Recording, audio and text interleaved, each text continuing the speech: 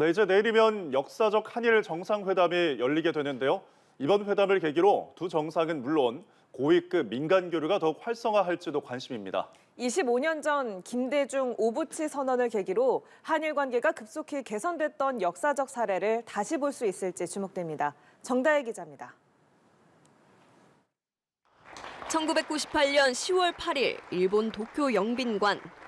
이곳에서 당시 김대중 대통령과 오부치 게이조 총리는 공동 기자회견을 열고 양국 관계의 새 지평을 연 21세기 새로운 한일 파트너십 공동선언을 발표했습니다.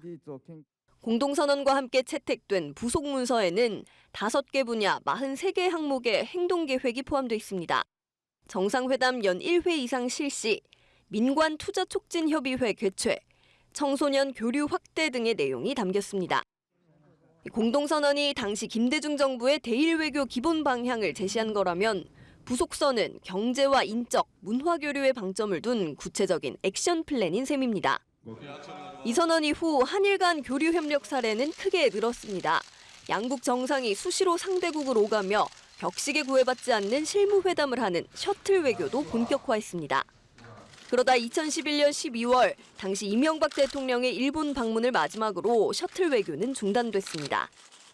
이번 윤석열 대통령의 방일을 계기로 한일 셔틀 외교가 12년 만에 복원될 거란 전망이 일본 매체에서 잇따라 제기됐습니다.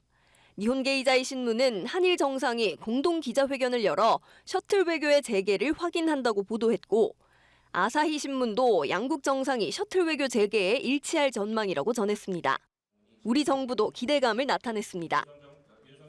정상 간 개인적 신뢰 관계는 외교에 있어서 매우 중요한 자산입니다.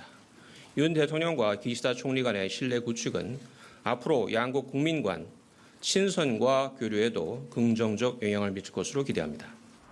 이런 상황에서 한일 주요 경제단체는 유학생 지원 등을 목적으로 한 미래기금 설립을 위한 조율을 이어가고 있습니다. 한일 간 최대 쟁점인 징용해법 논의가 순조롭게 진행된다면 다른 갈등 이슈가 정상화 궤도에 진입하는 건 물론 양국 간 협력과 교류의 폭이 크게 확대될 거란 관측입니다. 연합뉴스TV 정다희입니다.